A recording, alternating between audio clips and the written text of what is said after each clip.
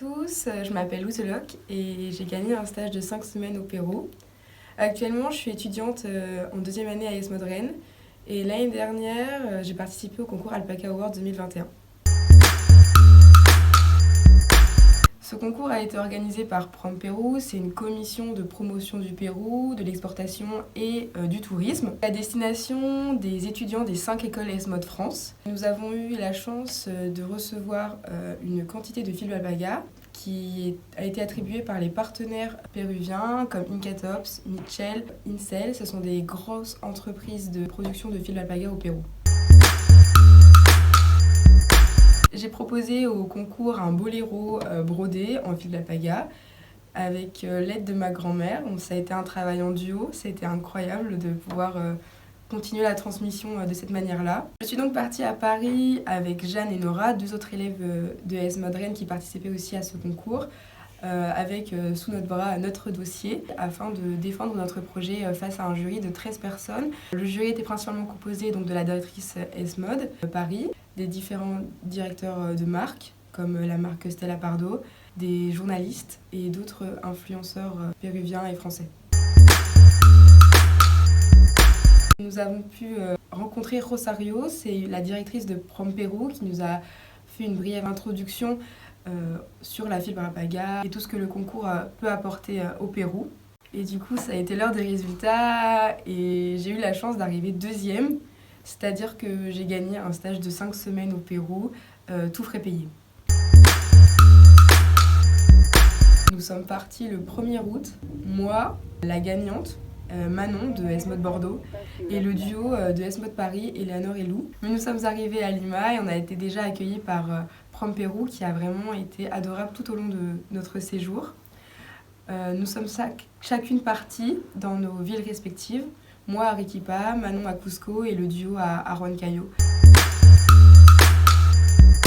J'ai donc visité les entreprises locales. Vous pouvez voir ici de la fibre alpaga. Alors c'est directement coupé sur l'alpaga.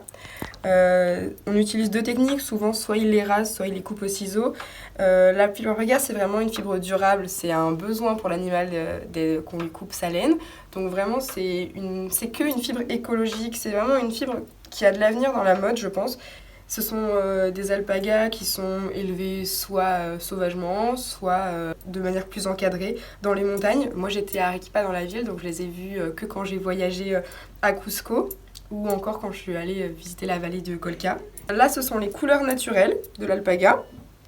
Elles sont ensuite teintes au souhait des entreprises, mais nous avons déjà une gamme de couleurs assez riche. Là elle n'est pas nettoyée, vous pouvez voir il y a plein d'imperfections, c'est comme ça qu'ils le reçoivent.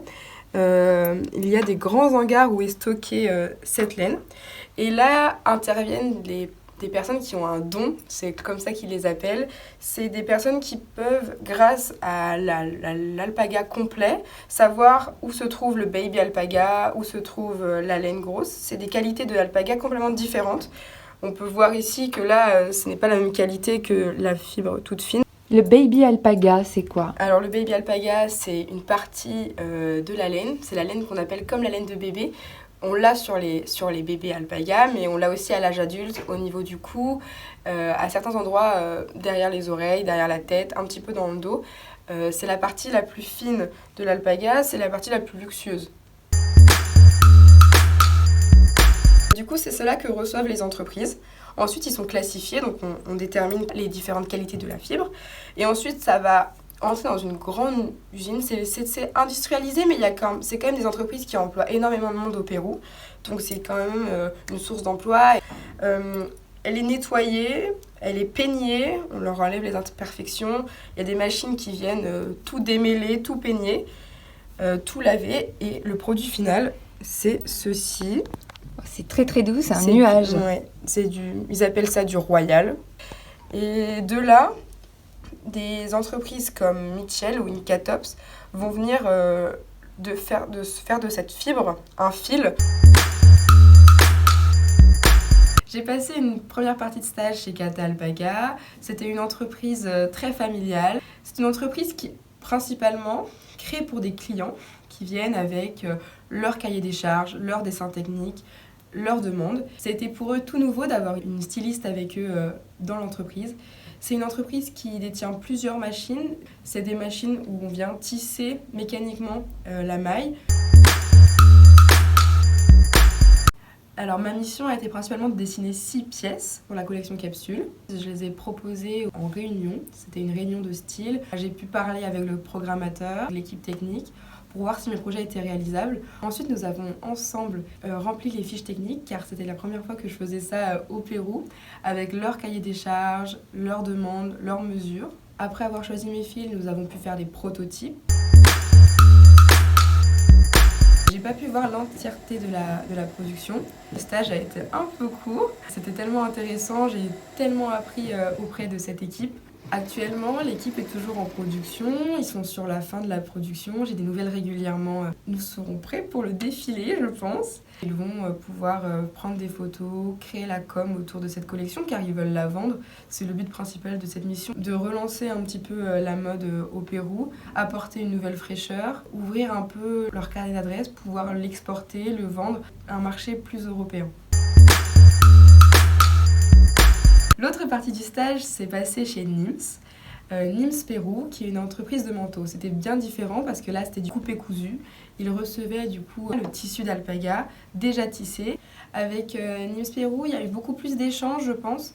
Ils étaient très curieux de voir tout ce que je dessinais. J'ai proposé mes dessins et tout de suite, on a échangé dessus. Ça a été hyper enrichissant pour le côté technique, savoir ce qui était possible, savoir tout de suite comment les coutures allaient tomber, comment le tissu allait tomber, comment ça allait être possible d'être cousu.